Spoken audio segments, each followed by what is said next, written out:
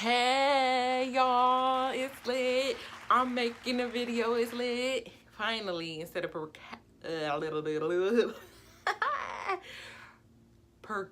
is it procrastinating?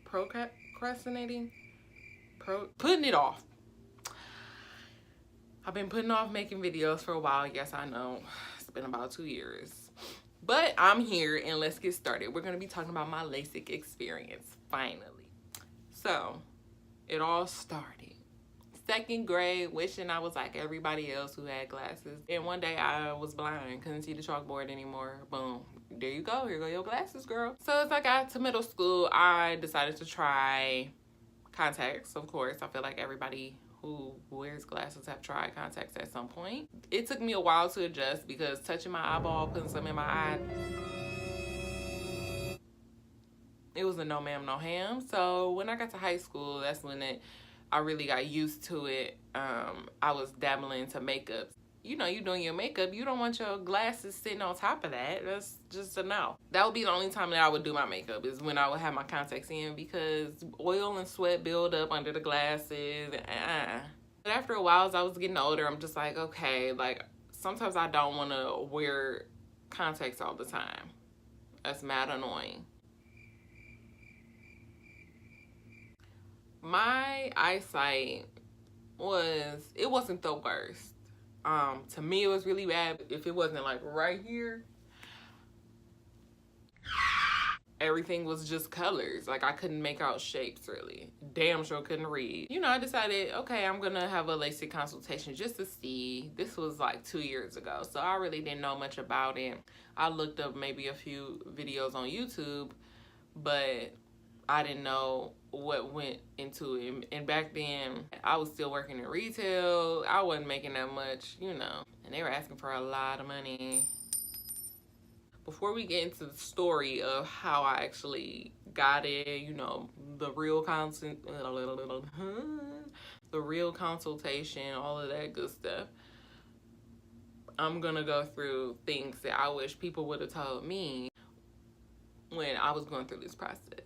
These are the things to look for, because I know having somebody who's gone through the experience giving you detail for detail about what to look for, what to expect, what to feel, what not to accept, you want that person. We all need somebody like that in life, I feel like, to prepare us, which yes, we learn lessons, but it's always nice to have somebody giving you the real, you know, like not just like, oh my God, I can see 2020, like everything is great, oh my God, I can see through walls. Like, disclaimer, no, that ain't me, okay? Like I can see, but let's pump our brakes. What to look for when you have your consultation? Make sure you're looking for people who are friendly, of course, like the obvious stuff. You don't want anybody pressuring you to do something you really don't want to do. Don't go through with it. If somebody's forcing you, then you need to run. They should make you feel comfortable. You should be able to ask as many questions as you want. If they're giving you one word answers, no. You know, if they're just everything sounds peaches and cream, you know, hold the phone. The biggest thing for me was I had to realize, okay, you can't rush this process. You can't rush getting this. Get it when it's a better time for you, involving money, time, whatever, like having time to take for yourself to recover afterwards. Voice your concerns. If you feel worried, or you know you've seen something about somebody else's experience, you want to know, could this happen to me? Like, what are the odds of this happening? How often has this ever happened here? Whatever you want to ask, like, you should feel comfortable enough to do that. Of course, a seller is always going to tell you the pros, you know? They're not just going to willingly be like, oh, by the way, this may not work. Or you might have to have the surgery again. Or you may not be 20/20 after this is over, you know? So expect that. I'm not saying it's going to happen, but everybody doesn't come out of this being 20/20, 20/10. That's not the reality. Especially the older you are, you're going to have to wear glasses at some point again in your life. And that's what I think a lot of people are confused about. Like, why am I getting this if I have to wear glasses again? We talking 20, 30, 40 years from now. Of course, your eyes are going to change as you get older, as well as your body does as you get older. So have that expectation too that, okay, this is going to be great, but eventually my eyes are going to change. But they will never be as bad as your eyes were coming into it. So that's something that's exciting too to think about and remember. Now, I'm going to walk you through the time I made the appointment to right after the surgery, which all happened in like a month span for me. I had my consultation on the 4th of August, the day before my birthday of this year, 2018. I wanted that to be a birthday present for me. So I told everybody, listen, I'm cool on the gifts. Just hand over the guap for my eyes, please. I had a lot of people who supported me and gave me money for that. And I was so grateful, because if it wasn't for them, I wouldn't have been able to get it done so soon. I was really pressed to get it done because like I said before, I had a consultation 2 years ago and I ended up not getting it then. So I was just like, all right, stop playing, like fix these eyes, please, somebody. I called, I think they had like not a hotline, but like a line that you call to set up an appointment for your best location, the time, blah, blah, blah. The financial manager at the location that I was going to have my consultation, super sweet lady. I love that she called me, like just to touch base, see if I had any questions before coming in. It was like a few weeks before the 4th is when I made the appointment, but my consultation was for the 4th of August. They just required me not to wear contacts for at least a week. I stopped wearing contacts like a month before because I knew I was over it. And the reason why they don't want you to wear contacts is because I didn't know this. Contacts actually reshape your cornea. They can't tell what your eyes really look like because, you know, oxygen hasn't been able to get to your eye. Reshaping of your cornea has happened. So they ask for you not to wear them at least 1 to 2 weeks before your consultation. The day of the consultation, mind you, I told you it was the day before my birthday, so I had stuff planned right after. So I get there. I went to, I'm not going to put the name. They ain't paying me. So I get to the place, I filled out paperwork, and you can always ask questions about the paperwork. You don't have to sign your name on anything you don't want to. They, of course, have financing, which I really liked, which kind of sold me on this place. I looked at tons of reviews. People are so quick to want to write a review when they have a negative experience and blah, blah, blah. When they have unrealistic expectations of something going a certain way, then it doesn't go that way, then they want to, you know, get pissed. I found a lot of bad reviews at first. Mind you, this place has a lot of different locations, so it wasn't all in the location I went to. I really didn't find any bad ones from the location I went to. It was just like ones in different states. Still, I was like, oh God, should I go through with this? Should I go through with this? Should I go through with this? So, but I, you know, was like, okay, well, it won't hurt me going to the consultation. It's free. So I get to the consultation, filling out the paperwork. Everything was, you know, going really smoothly. They checked my eyes. They did like a lot of tests, like they would at like a regular optometrist appointment. So it was nothing new to me. One thing they wanted to do was dilate my eyes, but I wasn't willing to do that because when they dilate your eyes, you're real sensitive to light. Your vision is a little blurry. Your eyes just feel like they're not normal. So, and I was going to Cedar Point that same day. They just told me, okay, well, depending on when you make your scheduled appointment date, you just need to get your eyes dilated in between that time because that'll give a truer test of where your eyes really are. Like they can see how your eyes react to certain things when they dilate your eyes because, you know, your pupils get bigger. So they were real understanding. They didn't force me to make a date soon. Like, I mean, the next available date after my consultation was the 10th. I'm like, that's a little soon. And I still had to come up with my money. But I had been saving money and, like I said, asking for donations, a GoFundMe. That's what I should have did. I had been asking for everybody to, you know, help me out before my actual consultation, because I wanted to at least have something with me when I went to the consultation, just in case I need to put a down payment then now. Pay put a down payment down.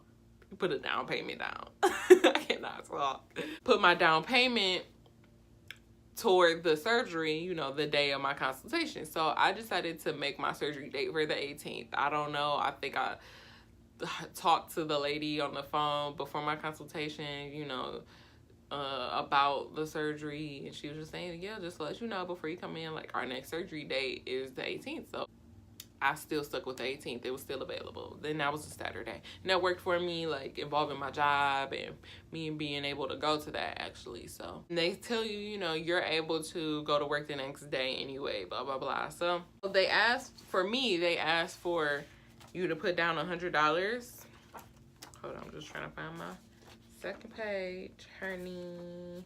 Okay. So for me, they asked for me to put down $100 just to book the surgery. You could put down more toward your security deposit, which is $800. So I put down, I think it was like $310 at the time. So I would only have to pay $490 when I came for my actual surgery, which was great. What a steal deal. And Groupon.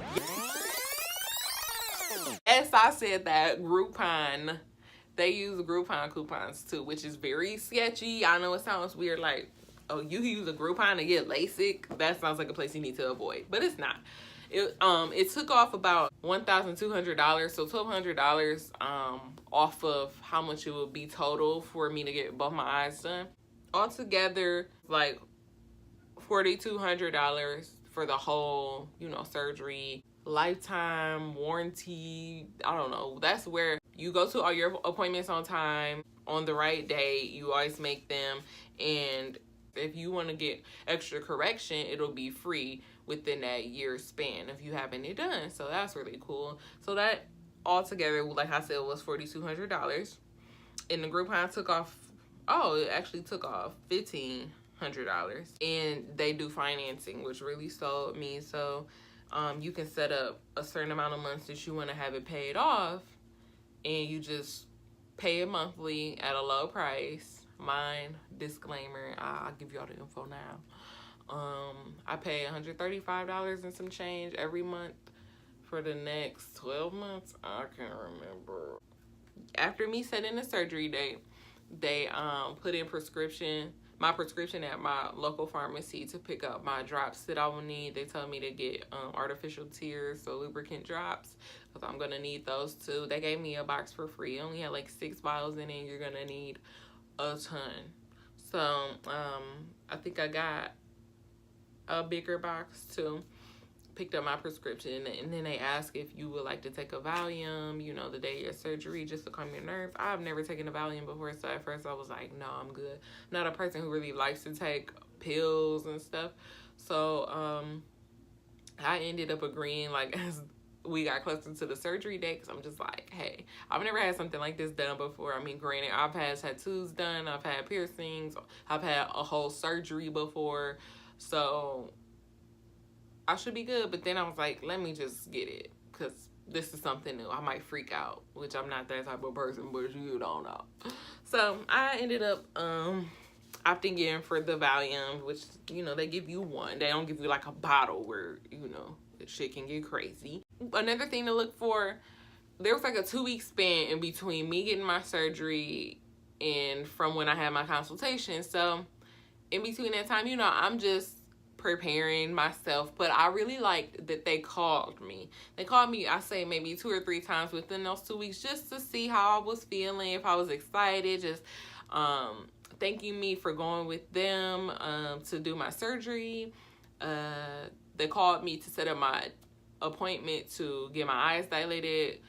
Fast forward, I actually decided to get my eyes dilated the day of my surgery. So I set my surgery for 3 p.m. on August 18th, like I said. So I went in earlier just to get them dilated. But let's go back a little bit. Okay, make sure you do your research on who you go with, what to look for, how the surgery goes. I'm that type of person. I know a lot of people are like, you know, they can't take stuff like that, or it's like weird or scary or freaks them out. But I think it's important to know what's going to happen to you, you know? You want to do your research. You don't want to go into anything blind. So, no pun intended.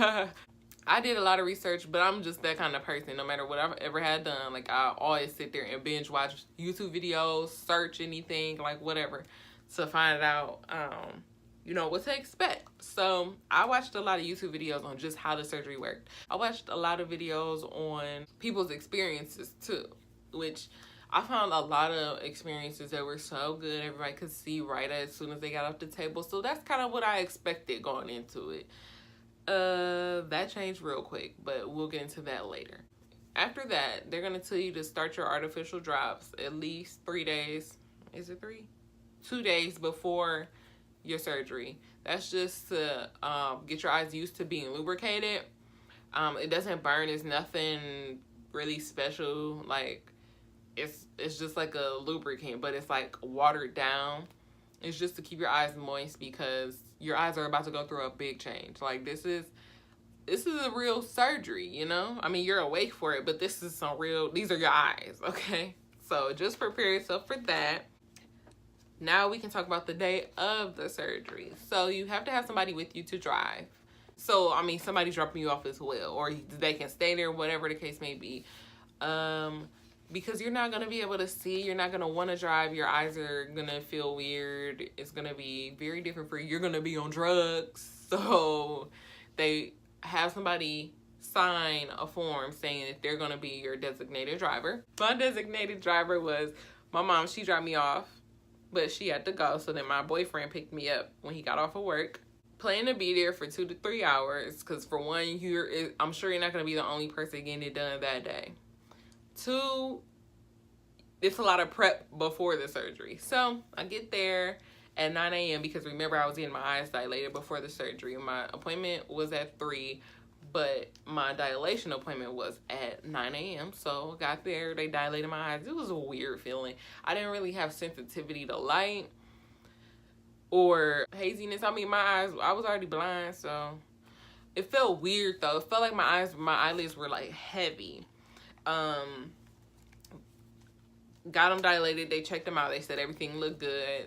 So I went back home to just rest until my appointment. Got something to eat. And by this point, I mean, I'm shook. I'm nervous. Okay? Like, homegirl was in her head like, why did you choose to do this? Like, are you stupid? But I knew that it was going to pay off.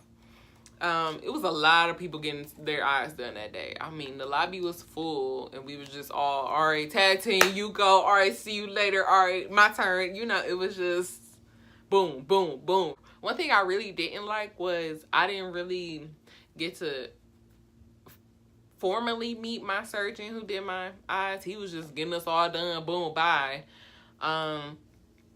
He was like talking through my surgery a little bit, but it wasn't like he was talking to me personally, you know, on that type of level to be like, okay, let's make sure you feel comfortable. Everybody else was super sweet, but I just wish I would have met him formally. So before having my surgery, you know, I signed all my papers, blah, blah, blah, paid the rest of my money, and they checked my eyes one last time. Then they put me in this room where I had to put my little hair net thing on. I had my little booties I put on. Excuse me.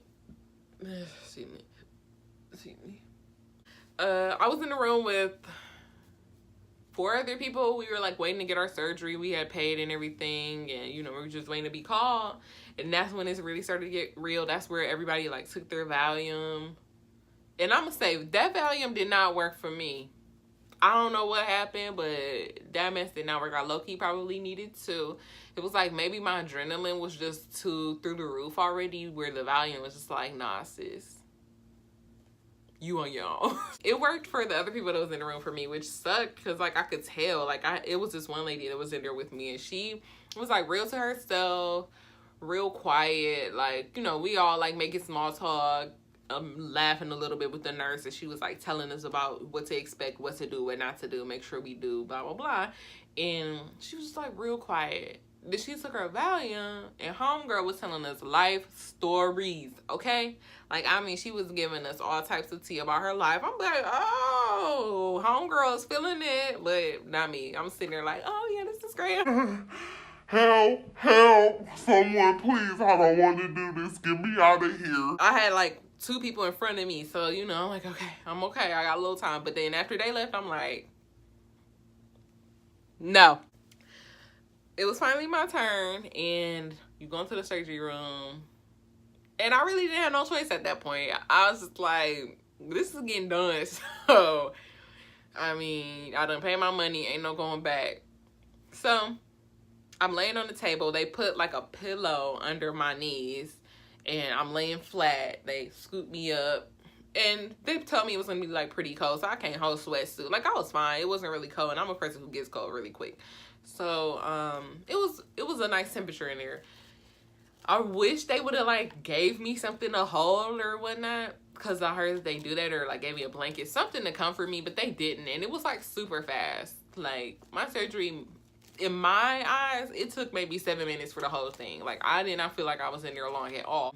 I thought that they would put the numbing drops in my eyes like while I was waiting in the room to go into the surgery suite, but they put the numbing drops in my eyes as soon as I laid on the table, and then started working on my eyes. So I'm just like, did that have time to work? Like, okay. But I guess it did, because I didn't feel any of it. It was very weird. Like, being awake for something like that is crazy. Especially because you really can't control, like, when your eyes move, like, look at stuff. So it was very nerve-wracking having to, like, just look straight, be still. So, they started off, the nurse who had been my nurse the whole time, she was really nice. She asked, like, so what are we doing today? Like, just making sure I knew what was getting done. So I told her, and I skipped a part. Let's put this in really quick. I know this is random, or this is out of place, but I just want to tell you, they have different types of LASIK for different types of eyes. For instance, if you have really bad eyes or you're older, they choose to go with a type of LASIK that's called PRK. That's a little bit more extensive. It takes a little longer to heal. It's a different process. Then they have regular LASIK, where, you know, that's just a general, they cut the flap on your cornea, you know, shoot the lasers in your eyes, blah, blah, blah. Then they have a new type of enhancement called Contura, and that's what I got. Contura is just like LASIK, but it's a little bit more extensive in effect of the lasers.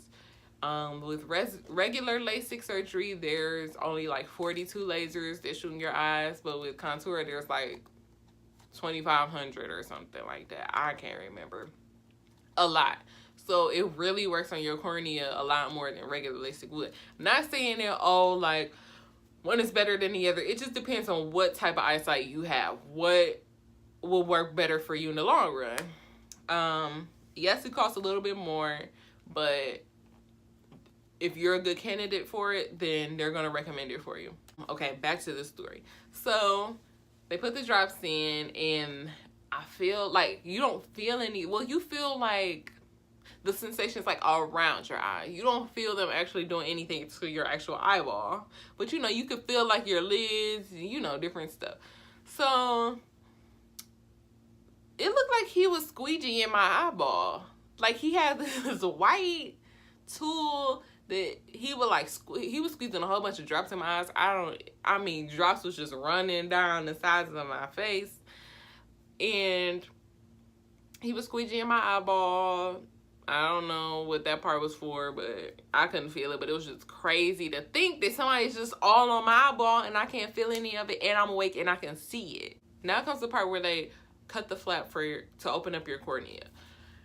In all the videos I've seen, it looks like this metal thing that they put on your eye and they press down on it to cut a flap, so it feels like a lot of pressure, like somebody sitting on your eye. That's what everybody has said.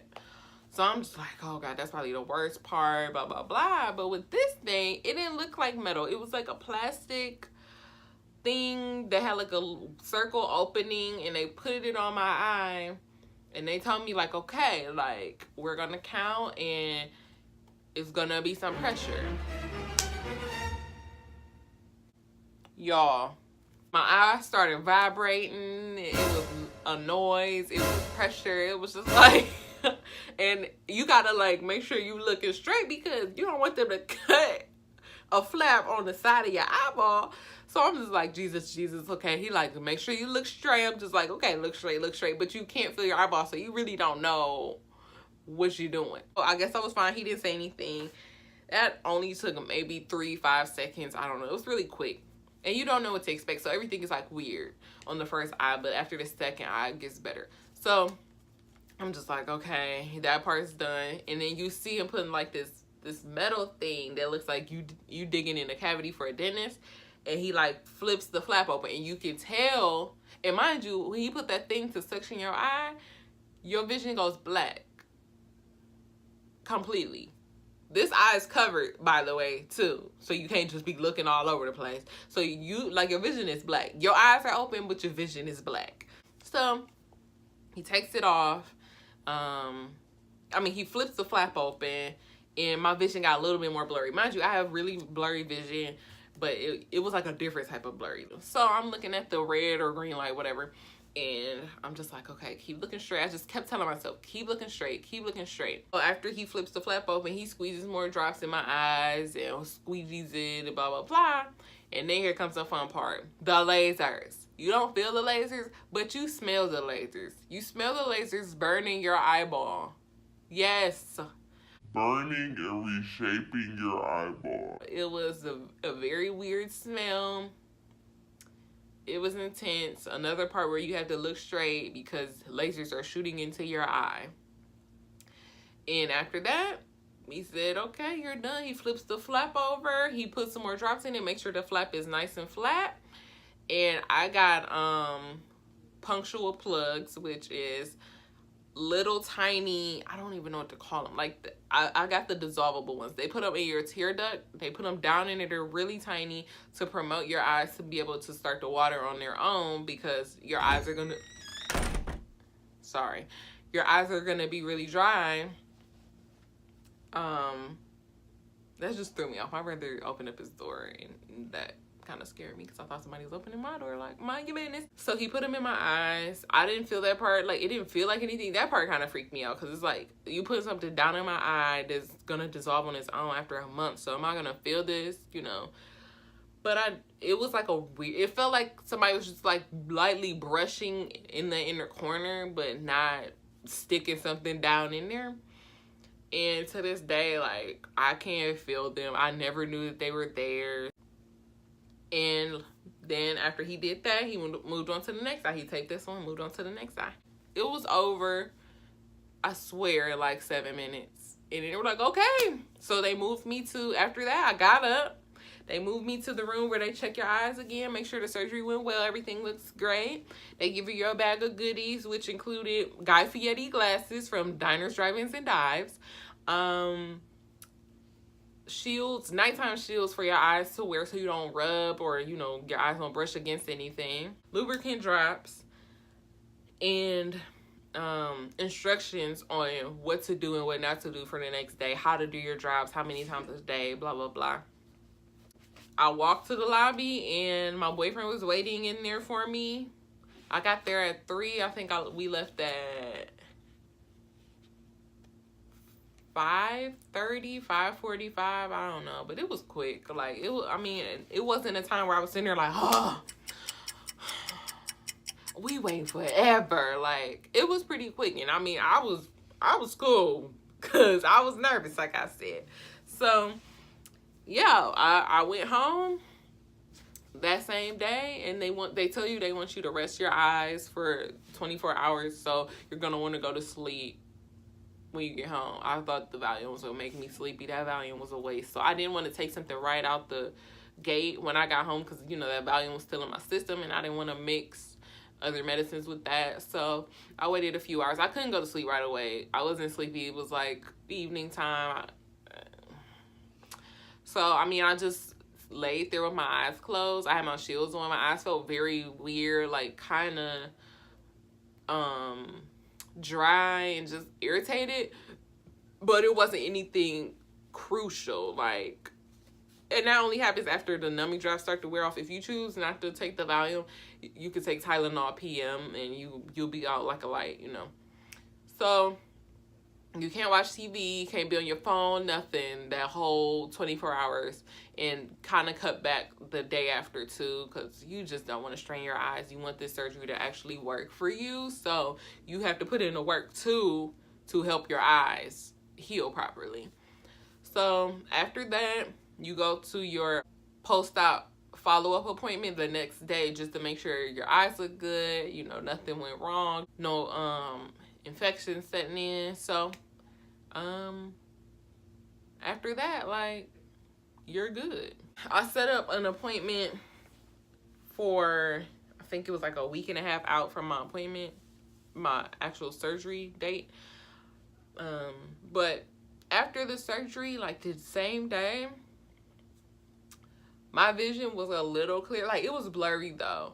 Like, for me, right off the table. Like, I don't understand how people were saying in the videos I saw, like, oh my God, like, I can see everything. As soon as I got up, I just started crying because I'm just like, I can see you. I didn't experience that, and I just believe that can't be that true for everybody, because how?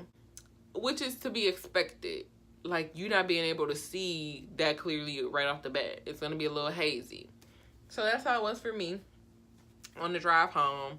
And, you know, that night where I had to rest my eyes, my eyes were real watery, thank God. That's a good sign. So they were just watering, kind of irritated, and yeah, that's all I'm going to tell you for this video, because it's already kind of long, and I planned on doing 2 parts anyway. So